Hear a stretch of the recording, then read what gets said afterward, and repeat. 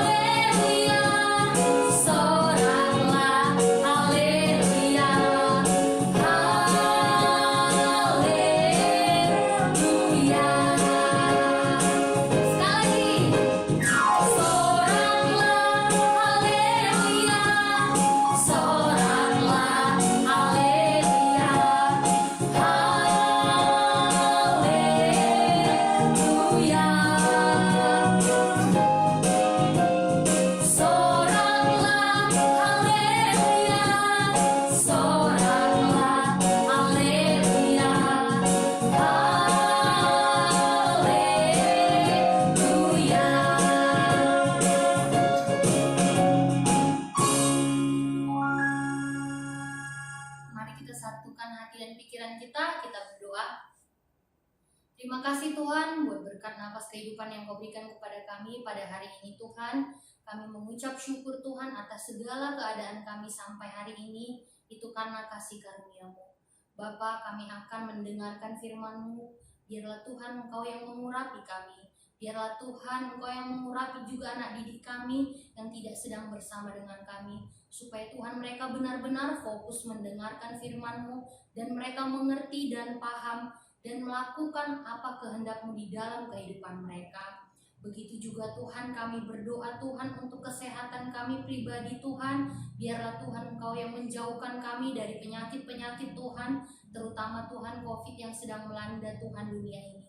Terima kasih Tuhan, kami menyerahkan seluruh kehidupan kami, seluruh keluarga kami hanya ke dalam pengasihan-Mu. Hanya dalam nama Tuhan Yesus kami berdoa dan mengucap syukur. Amin. Sebelum kita mendengarkan firman Tuhan yang akan dibawakan oleh Bapak Niko, mari kita kembali lagi memuji memuliakan Tuhan dengan lagu yang berjudul Karena Salib-Mu. Karena memang benar kita tahu bahwa karena salib Yesus kita dapat hidup sampai hari ini dan memperdamaikan hubungan kita dengan Tuhan. Kita nyanyikan dengan hati yang bersungguh-sungguh.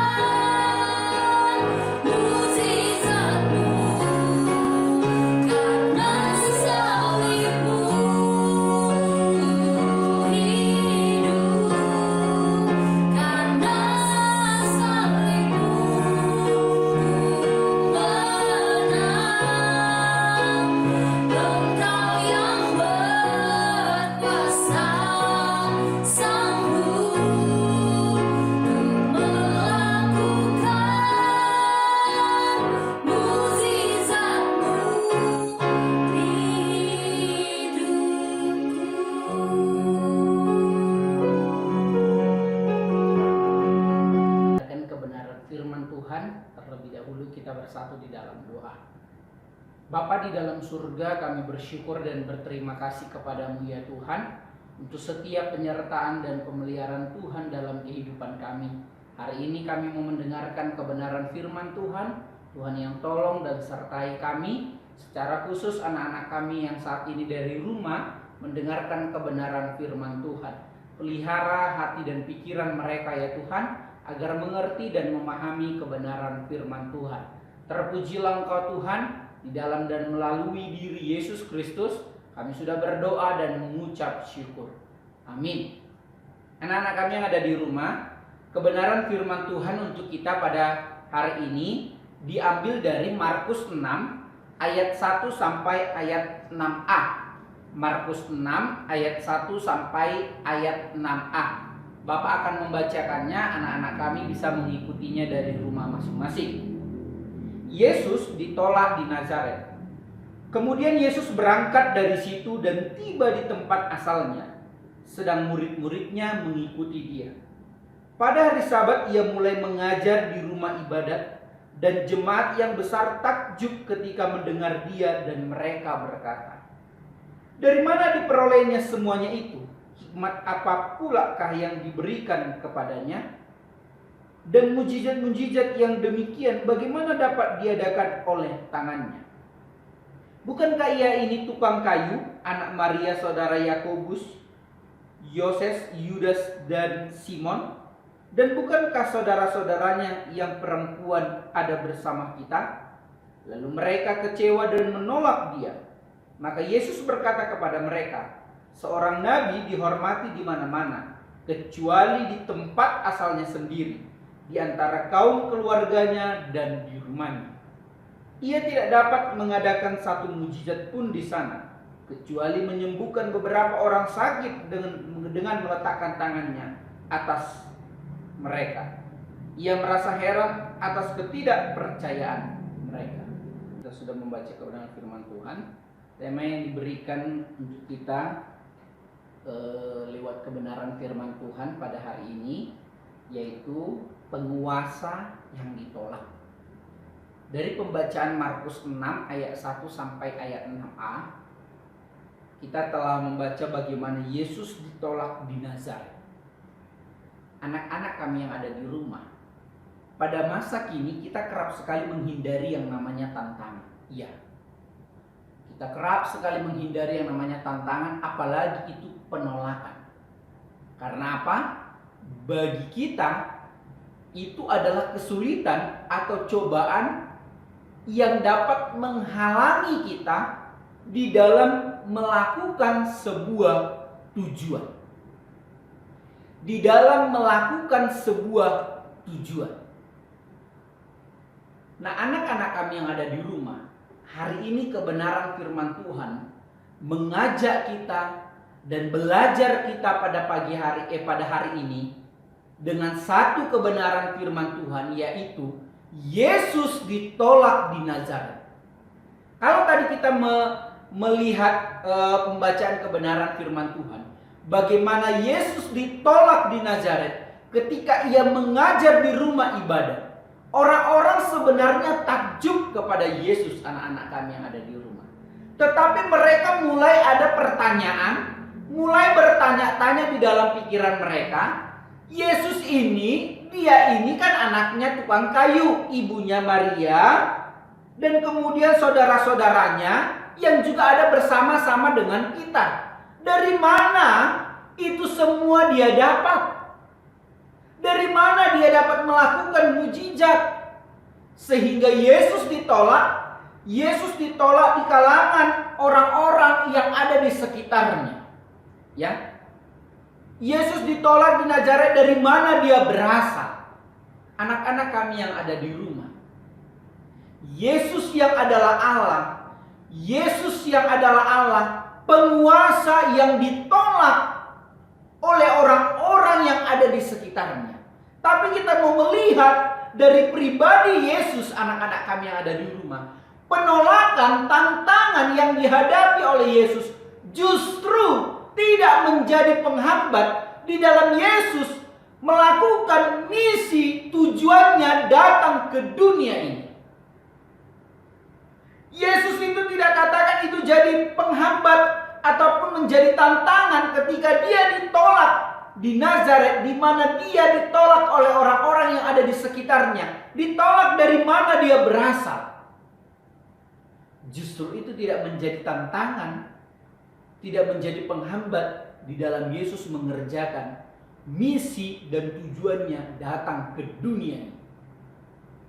Terbukti Yesus tetap melakukan apa yang dikehendaki oleh Allah di dalam kehidupannya. Dia mengajar kebenaran firman Tuhan, bahkan Yesus mati untuk kita, bangkit pada hari yang ketiga. Tujuan Yesus untuk memberitakan kabar baik, kabar keselamatan itu kepada setiap orang, supaya orang tidak binasa, setiap orang tidak binasa oleh hukuman dosa yang sudah membelenggu setiap umat manusia. Justru Yesus telah menggantikannya dengan dia naik ke atas kayu salib. Tujuan Yesus datang ke dunia ini bukan serta-merta untuk melakukan mujizat, bukan anak-anak kami di rumah. Tujuan Yesus datang ke dunia ini bukan serta mau menyembuhkan orang sakit. Tapi tujuan Yesus ingin menyelamatkan kita dari kebinasaan, dari hukuman dosa itu, dan mengembalikan ciptaan Allah yang sempurna, apa yang dikatakan oleh kitab Kejadian pasal yang pertama. Nah, anak-anak kami yang ada di rumah, kita mau belajar dari kebenaran firman Tuhan ini.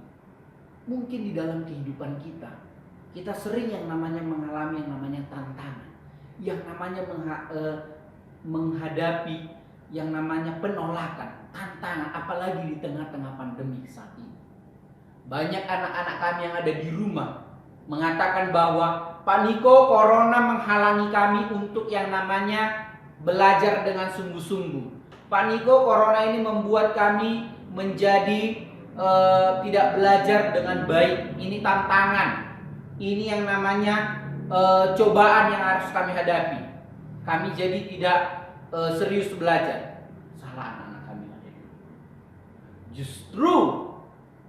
Justru ya, ketika corona ini pun datang, anak-anak kami yang ada di rumah, Tuhan sudah mempersiapkan segala sesuatunya.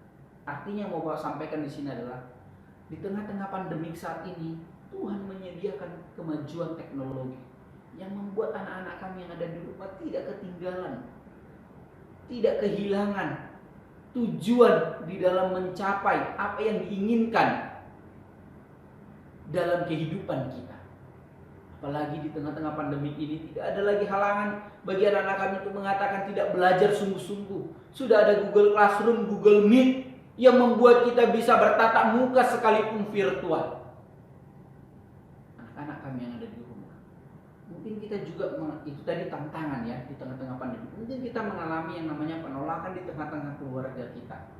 Ya, ketika kita menyatakan suatu kebenaran, yang menyatakan kebenaran, kita ditolak oleh orang-orang yang ada di sekitar kita. Entah itu orang tua, entah itu kakak abang adik kita, entah itu teman-teman kita. Tetapi apa yang menjadi respon kita ketika kita ditolak?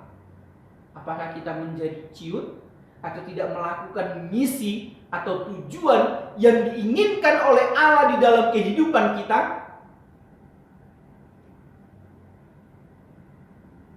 Yesus ketika ditolak di Nazaret, bukan berarti Yesus tidak melakukan misi tujuan apa yang diinginkan oleh Allah. Yesus datang ke dunia, tidak ada. Justru Yesus tetap mengerjakan. Kita juga demikian. Bukankah kita pengikut Kristus?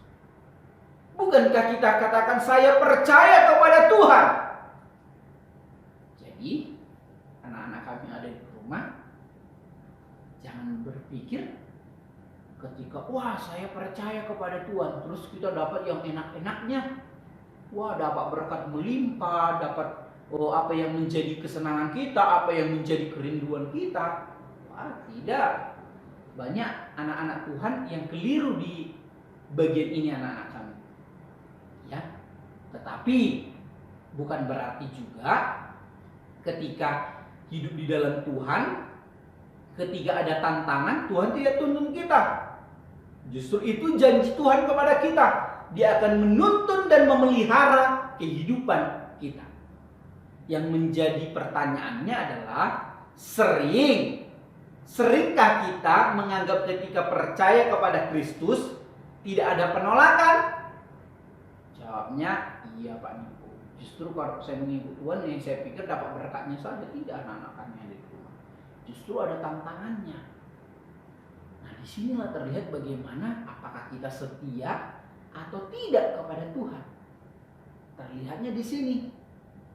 Jika diperhadapkan kepada sebuah penolakan, tantangan di dalam kehidupan kita. Salah satunya contohnya tadi itu adalah belajar di tengah pandemi ini. Terlihat bagaimana kita sebagai anak-anak Tuhan di dalam menghadapi. Kan anak-anak kami, mungkin ada di antara kita yang tidak mengalami penolakan yang seperti yang Yesus alami, ya kan? Mungkin fine-fine saja di tengah-tengah keluarga. Mungkin ada juga yang mengalami penolakan di tengah-tengah keluarga atau teman-temannya. Tapi bagaimana sikap kita, itu yang paling penting anak-anak kami. Ketika menghadapi sebuah tantangan ataupun penolakan. Tantangan yang Bapak maksud di sini adalah ketika kita belajar di tengah-tengah pandemi ini. Bagaimana sikap kita? Apakah langsung ya udahlah Pak Niko, tidur aja lah, nggak usah belajar lah Pak Niko? Atau justru Tuhan, kalaupun pandemi ini ada, bersyukur ada kemajuan teknologi. Aku masih punya gadget, aku masih punya laptop yang dimana aku bisa belajar, bisa bertemu dengan Bapak Ibu guruku, berkomunikasi sekalipun secara online. Atau mungkin kita mengalami yang namanya penolakan. Penolakan ketika kita menyatakan kebenaran firman Tuhan. Yang mau Bapak tekankan di sini adalah, ingatlah bahwa Yesus juga pernah mengalami yang namanya penolakan.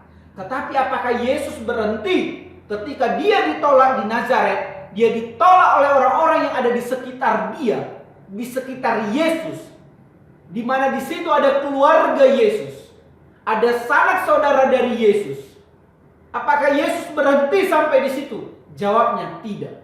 Yesus justru tetap mengerjakan apa yang menjadi misi, tujuan Allah. Dia datang ke dunia ini, hadir di tengah-tengah manusia berdosa.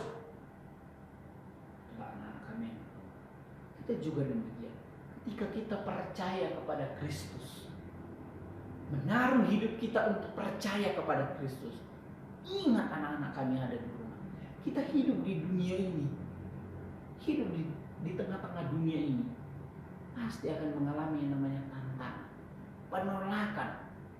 Justru dengan kehadiran itulah bagaimana kita menjadi sumber berkat. Apalagi saat ini kita sering berada di rumah. Ya, karena sering lebih banyak waktu kita di rumah. Bagaimana kita menjadi berkat bagi orang-orang yang ada di sekitar kita, bagi mama, papa, saudara kita. Ya, Yesus ditolak itu ketika dia menyatakan kebenaran, bukan karena Yesus ditolak tidak menyatakan kebenaran. Ya, tapi kita bagaimana Pak ini sebagai anak-anak Tuhan, anak-anak kami yang ada di rumah yang saat ini lebih banyak waktunya di rumah. Pak Niko, aku ditolak. Kenapa? Aku dimarahi mama. Terus aku dimarahi mama, itu gak sayang sama aku. Aku ditolak mamaku. Ternyata ditanya kenapa? Buat ulah. Disuruh belajar, dia tidurnya terlambat. Wali kelasnya telepon dia. Wali kelasnya ngubungi mama papanya, ngubungi walinya. Bu, Pak, anak kita atas nama si XXX. Terlambat, tidak isi absen, tidak ujian. Waduh, mamanya ngomel. Lalu dia bilang, aku ditolak Pak Niko. Bukan seperti itu yang Yesus alami, tidak. Justru dia menyatakan kebenaran, dia ditolak anak-anak kami yang ada di rumah. Dari pembacaan Markus 6 ayat 1 sampai ayat 6 akhir. Kita saat ini lebih banyak waktunya di rumah. Ya kan anak-anak kami di rumah. Mari kita menyatakan kebenaran firman Tuhan. Menjadi berkat di tengah-tengah keluarga kita. Tapi Pak Niko, aku ditolak ketika aku menyatakan kebenaran firman Tuhan. Ingat, Yesus juga pernah mengalami. Dan kita harus perlu ketahui, menjadi anak-anak Tuhan itu pasti ada tantangan, pasti ada hambatan. sedangkan tidak menjadi anak Tuhan, ya anak-anak kami nggak percaya kepada Yesus. Ya kalau kita lihat mungkin orang-orang di luar sana, adanya tantangan dalam hidup mereka, adanya hambatan anak-anak kami. Nah di dalam Tuhan juga ada tantangan, ada hambatan. Nah yang menjadi pembedanya ini adalah bagaimana sikap di dalam menghadapi tantangan dan hambatan ini. Sikap kita sebagai anak-anak Tuhan pasti mengandalkan Tuhan di dalam kehidupan kita. Jadi hari ini firman Tuhan mengajarkan kita bahwa Yesus yang adalah penguasa, adalah Allah penyelamat kehidupan kita, ternyata pernah ditolak. Tapi bukan berarti Yesus tidak melakukan misi dan tujuan Yesus hadir di tengah-tengah dunia ini. Justru Yesus tetap kerjakan. Bukti Yesus tetap menyayangi kita. Dia mati untuk kita. Manusia berdosa ini bangkit. Tidak hanya untuk menyelamatkan kita dari kebinasaan, dari hukuman maut itu, tapi ingin mengembalikan ciptaan Allah yang menyatakan segambar dan serupa dengan Allah itu dalam kitab Kejadian pasal yang pertama. Kalau kita lihat Kejadian bagaimana tentang penciptaan itu, Yesus juga mau mengembalikan ciptaan Allah yang sempurna. Mari anak-anak kami ada di rumah, lewat kebenaran firman Tuhan hari ini, kita mau di dalam menghadapi tantangan, penolakan, nama Tuhan yang dipermuliakan, nama Tuhan yang diagungkan dan mengandalkan Tuhan. Amin. Kita berdoa. Bapa dalam surga, terima kasih untuk penyertaan-Mu dalam kehidupan kami. Terima kasih untuk firman yang kami baca. Adalah firman yang kami baca dan kami renungkan dapat menjadi penolong dalam hidup kami. Terpujilah Engkau Tuhan. Dalam nama Tuhan Yesus kami sudah berdoa dan mengucap syukur. Amin.